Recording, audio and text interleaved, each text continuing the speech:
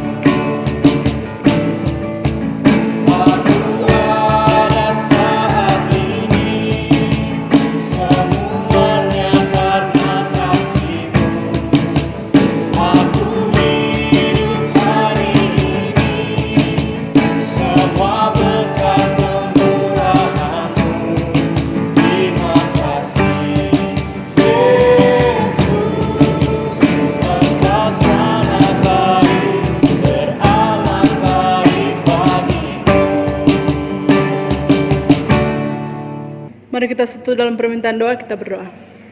Bapa kekal, Bapa yang kami sembah siang dan malam, kami mengucap syukur limpah banyak terima kasih karena berkat tuntunan-Mu sehingga kami boleh ada sampai saat ini.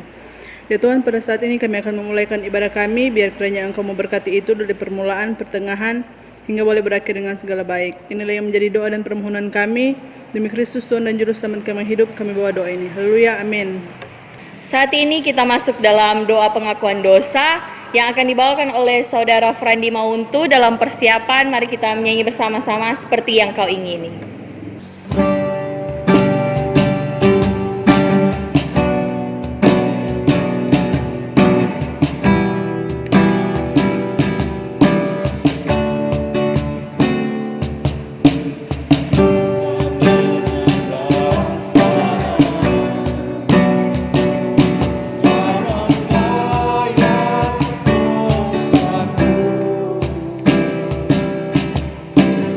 Dengan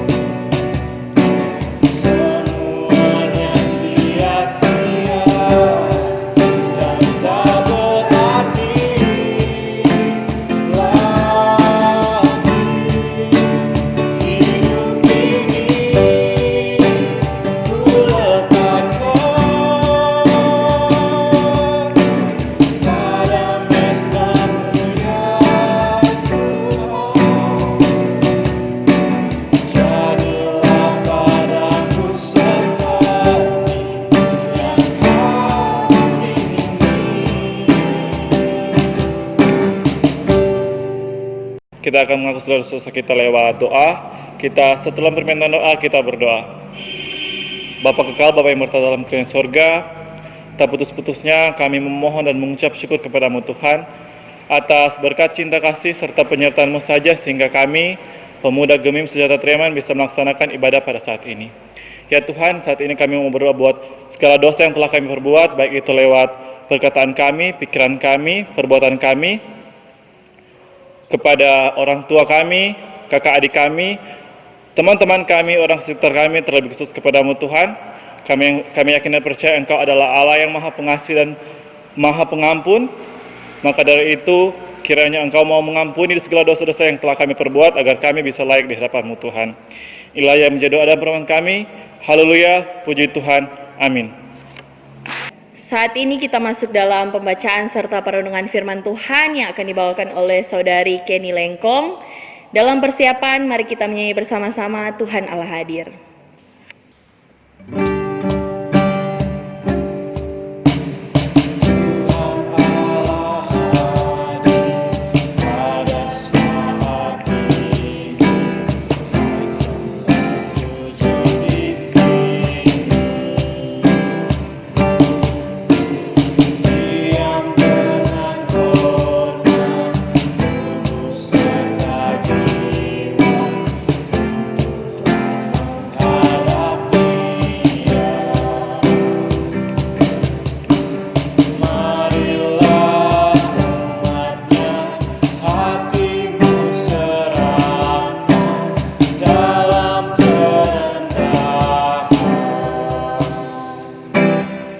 Teman-teman pemuda, pada saat ini kita akan membaca serta merenungkan sebagian dari sabda firman Tuhan.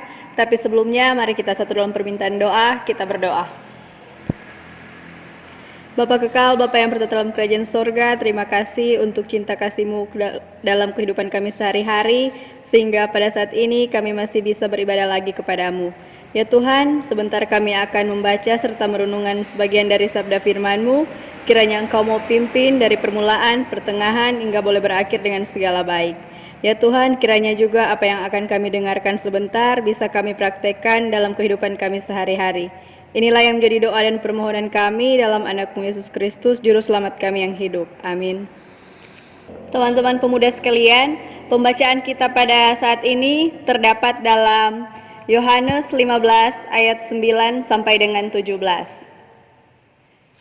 Perintah supaya saling mengasihi. Seperti Bapa telah mengasihi aku, demikianlah juga aku telah mengasihi kamu. Tinggallah di dalam kasih-Ku itu, jikalau kamu menuruti perintah-Ku. Kamu akan tinggal di dalam kasih-Ku seperti aku menuruti perintah Bapa-Ku dan tinggal di dalam kasih-Nya. Semuanya itu Kukatakan kepadamu, supaya sukacita-Ku ada di dalam kamu dan sukacitamu menjadi penuh.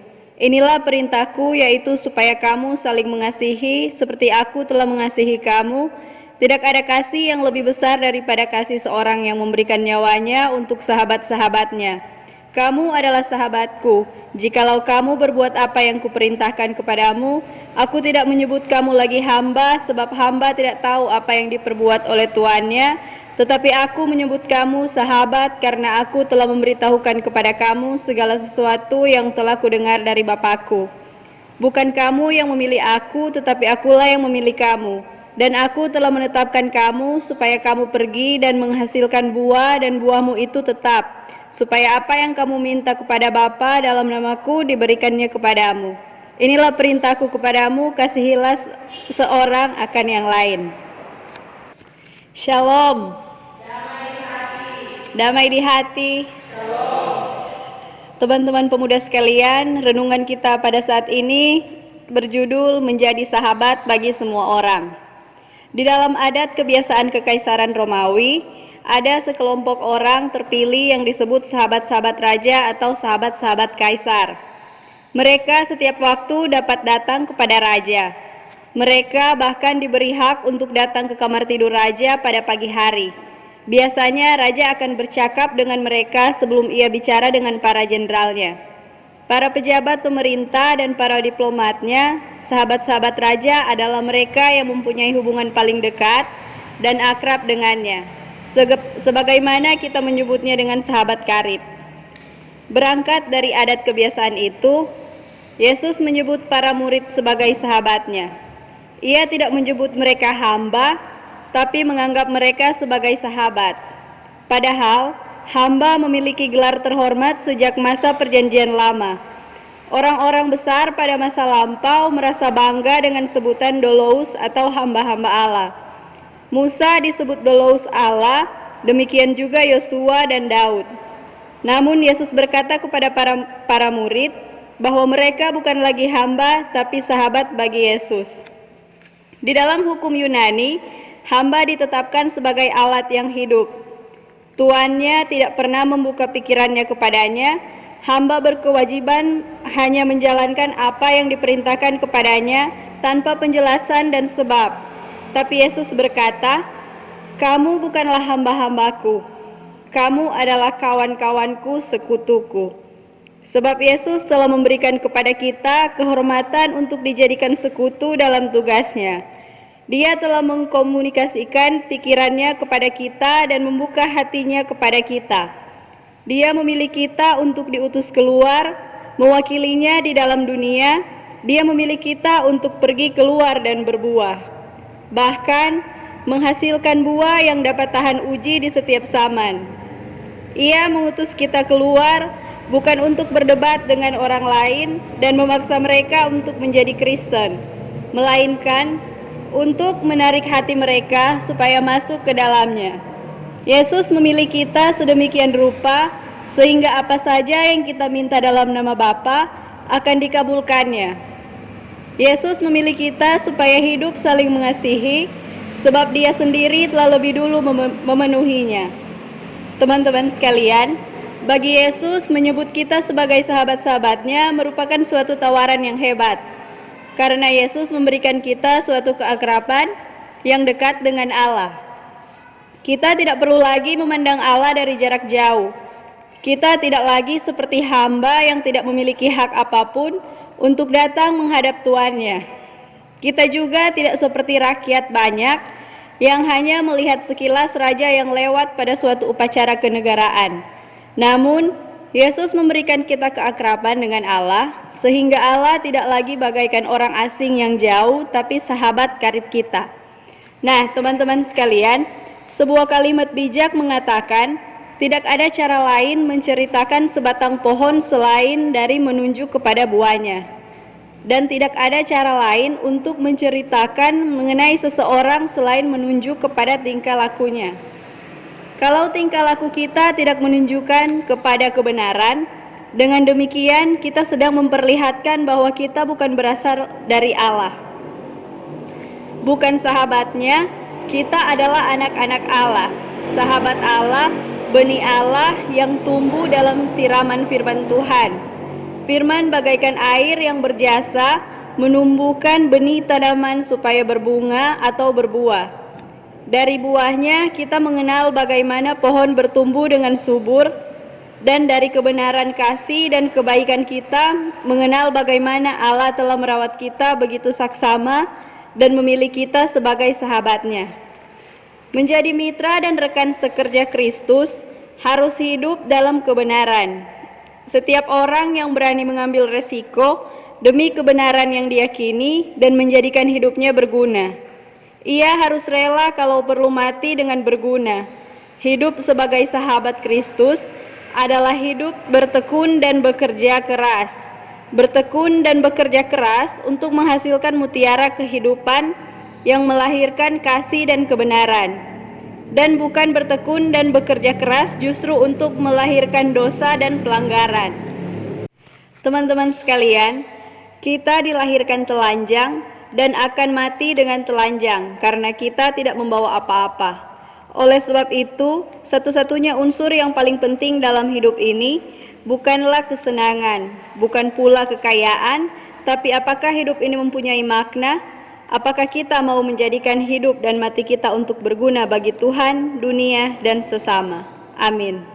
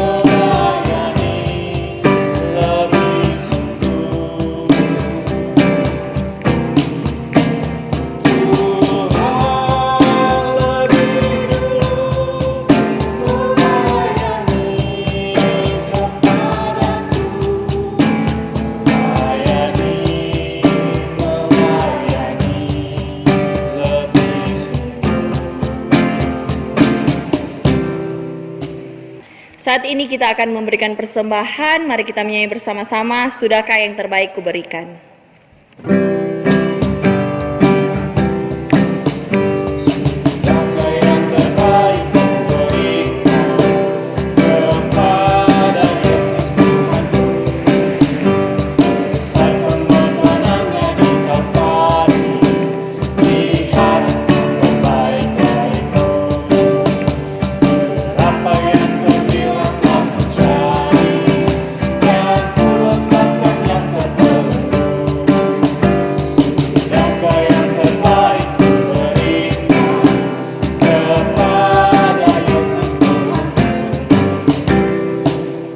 Saat ini kita masuk dalam doa syafaat yang akan dibawakan oleh Saudara Jeki Rompis. Dalam persiapan, mari kita menyanyi bersama-sama, Ku bersyukur Bapa.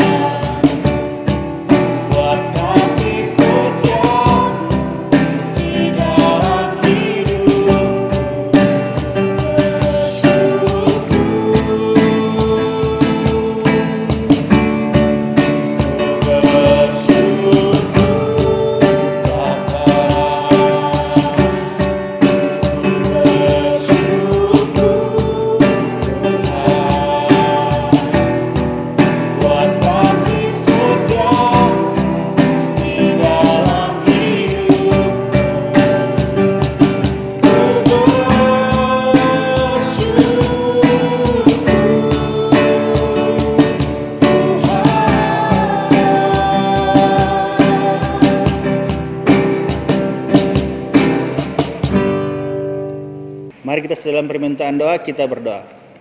Bapa kekal, Bapa yang bertata dalam kerajaan surga, terima kasih banyak Tuhan atas segala berkat dan penyertaan-Mu dalam kehidupan kami. Engkau pula telah menjaga ibadah kami dari permulaan hingga boleh sampai saat ini dengan tidak kurang apapun. Bapa, tadi kami sudah membaca serta merenungkan sabda firman Tuhan. Kiranya apa yang kami baca serta kami renungkan boleh mendapatkan tempat dalam hati dan pikiran kami, juga dapat kami aplikasikan dalam kehidupan kami sehari-hari. Bapa dalam kerajaan surga, berdoa juga buat kadim kita, Saudari Friska Keni Lengkong, memberkati dia dalam setiap tugas dan aktivitasnya sehari-hari. Bapa dalam surga, tadi kami sudah juga memberikan persembahan, besar kecilnya persembahan itu kiranya boleh terpakai guna untuk pelayanan-Mu di muka bumi ini. Bapa dalam kerajaan surga, kami juga mau berdoa buat organisasi pemuda, mulai dari Penatua, komisi yang ada, serta para pemuda. Kiranya apa yang menjadi program yang akan dijalankan boleh terlaksana dengan segala baik. Bapa dalam kerajaan surga, kami juga mau berdoa buat pemerintah dari pusat hingga ke pelosok-pelosok desa, terlebih khusus buat desa kami, Desa Treman, memberkati hukum tua, jajaran beserta jajarannya ada. Kiranya Tuhan mencurahkan hikmat kebijaksanaan agar mereka dapat memimpin desa kami ini dengan segala baik. Berdoa juga pula kami buat para fakir miskin, anak-anak terlantar, ibu-ibu janda, bapak-bapak duda. Kiranya Tuhan mau bersama-sama dengan mereka di tengah kesendirian mereka, agar supaya hanya nama-Mu yang dapat dipuji dan disembah. Ya Tuhan, kami juga berdoa di tengah pandemi COVID-19 ini, kiranya Tuhan menjaga kami semua, menjauhkan kami dari segala mara bahaya. Ini doa kami ya Tuhan, yang akan kami sempurnakan dengan doa Bapa kami. Bapa kami di sorga, dikuduskanlah namamu, datanglah kerajaanmu, jadilah kehendak bumi seperti di sorga. Berikanlah kami pada hari ini makanan kami yang secukupnya, dan ampunilah akan kesalahan kami, seperti kami juga mengampuni orang yang bersalah pada kami. Dan jangan membawa kami dalam percobaan, tetapi lepaskan kami dari yang jahat. Karena Engkau yang punya kerajaan, dan kuasa, dan kemuliaan sampai selama-lamanya. Amin. Saat ini kita akan masuk dalam doa tutup yang akan dibawakan oleh Saudari Priscilia Wenas. Dalam persiapan, mari kita menyanyi bersama-sama 10,000 Reason.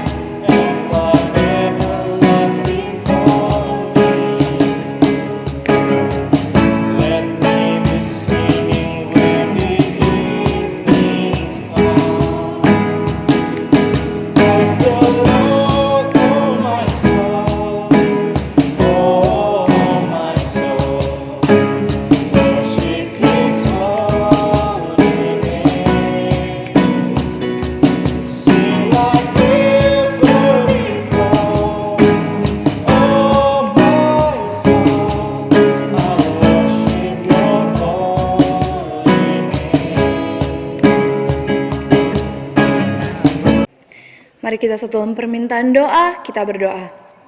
Selamat malam Bapa, selamat malam Roh Kudus. Terima kasih banyak Bapa karena hanya berkat dan tuntunan-Mu saja, sehingga ibadah pemuda Sejahtera Treman pada malam hari ini bisa selesai dengan segala baik.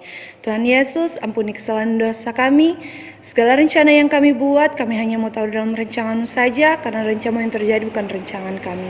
Ini doa dan permohonan kami Bapa dalam nama Yesus Tuhan dan Juru Selamat kami yang hidup. Haleluya, amin. Puji Tuhan, ibadah kita pada malam hari ini telah selesai. Saya atas nama Komisi Pelayanan Pemuda Sejahtera Treman menyampaikan banyak terima kasih kepada Kadim kita pada malam hari ini, Saudari Kenny Lengkong, kepada petugas-petugas doa mulai dari doa buka sampai doa tutup, pemain musik, singers, dan terlebih khusus kepada teman-teman pemuda-pemudi yang telah mengikuti ibadah dari rumah masing-masing. Stay safe, stay healthy, and stay at home. Tuhan Yesus memberkati kita semua. Dan saat ini kita menyanyi bersama-sama obor pembangunan.